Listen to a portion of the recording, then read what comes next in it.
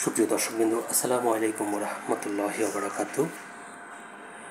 একটি গুরুত্বপূর্ণ খবর, সেটি হচ্ছে যে সম্প্রতি ভারত নিয়ন্ত্রিত কাশ্মীরে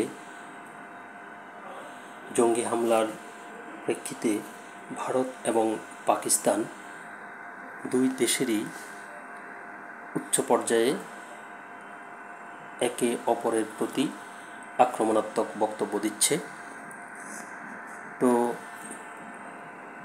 এই বক্তব্যকে ঘিরে পাকিস্তানের সামরিক বাহিনীর আশঙ্কা যে ভারত পাকিস্তানে আক্রমণ করতে পারে। এটি নিয়ে একটি খবর প্রকাশিত হয়েছে দৈনিক ইত্তেফাক পত্রিকায়, এবং পাকিস্তানের এক কর্মকর্তা আন্তর্জাতিক সংবাদ মাধ্যম আল জাজিরাকে এমন আশঙ্কার কথাই বলেছেন। চলুন দেখে আমরা খবরটির বিস্তারিত কী লিখেছে। আল জাজিরাকে পাকিস্তানি সামরিক কর্মকর্তা, পাকিস্তানে যে কোনো সময় হামলা করতে পারে ভারত। পাকিস্তানে যে কোনো সময় হামলা করতে পারে ভারত, এমন সম্ভাবনা ঘিরে ধরেছে পাকিস্তানকে। ফলে হুমকি মোকাবেলায় প্রস্তুতি নিচ্ছে পাকিস্তানের সশস্ত্র বাহিনী। ভারতীয় সরকারি কর্মকর্তাদের ক্রমবর্ধমান হুমকির ফলে পাকিস্তানি নিরাপত্তা কর্মকর্তাদের এই বিশ্বাস দৃঢ় হচ্ছে ভারতীয় সামরিক পদক্ষেপ এখন সম্ভব হতে পারে। তাই যে কোনো ভারতীয় আক্রমণ প্রতিহতের জন্য প্রস্তুত বলে জানিয়েছে পাকিস্তানি সামরিক সূত্র। একজন নিরাপত্তা কর্মকর্তা আল জাজিরাকে নাম প্রকাশ না করার শর্তে বলেন, আমরা উচ্চস্তরের সতর্কতা বজায় রাখছি, কিন্তু ভারতের মতো আমরা আমাদের প্রস্তুতি নিয়ে কথা বলে কোনো অপ্রয়োজনীয় হাইপ তৈরি করতে চাই না। ওই কর্মকর্তাকে প্রকাশ্যে এই বিষয়ে কথা বলার অনুমতি দেওয়া হয়নি, তবুও তিনি আল জাজিরার সঙ্গে কথা বলেন। তিনি বলেন, ভারত যদি মনে করে যে কোনো প্রতিশোধমূলক কাজ করলেও তাদের কিছু হবে না, তাহলে তারা ভুল করবে। আমরা উভয়ই পারমাণবিক অস্ত্রধারী দেশ। ভারতীয় আগ্রাসন একটি দায়িত্ব জ্ঞানহীন পরিস্থিতির দিকে নিয়ে যেতে পারে। আমাদের উভয়েই সাবধানতার সাথে কাজ করা উচিত। এই কর্মকর্তা পাকিস্তানের জড়িত থাকার ভারতের অভিযোগের বিষয়ে পাল্টা প্রশ্ন তোলেন।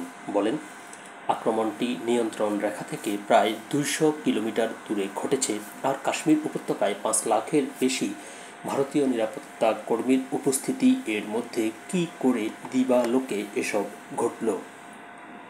মানে তিনি প্রশ্ন তুলেছেন যে এটা তো যে নিয়ন্ত্রণ রেখা তার থেকে 200 কিলোমিটার দূরে ঘটেছে, আর সেখানে ভারতীয় নিরাপত্তা যে বাহিনী সেখানে নিয়োজিত রয়েছে তাদের পরিমাণ প্রায় 5 লাখের বেশি। তো তাহলে এত বিপুল সংখ্যক নিরাপত্তা বাহিনীর উপস্থিতিতে সেখানে কি করে দিনের বেলায় এই ধরনের প্রকাশ্যে এই ধরনের একটা হামলার ঘটনা ঘটল। অর্থাৎ তিনি পাকিস্তানকে যে দোষারোপ সেটি তিনি মানতে চাচ্ছেন না, বরং তিনি এটার জন্য ভারতকে দায় দিচ্ছেন।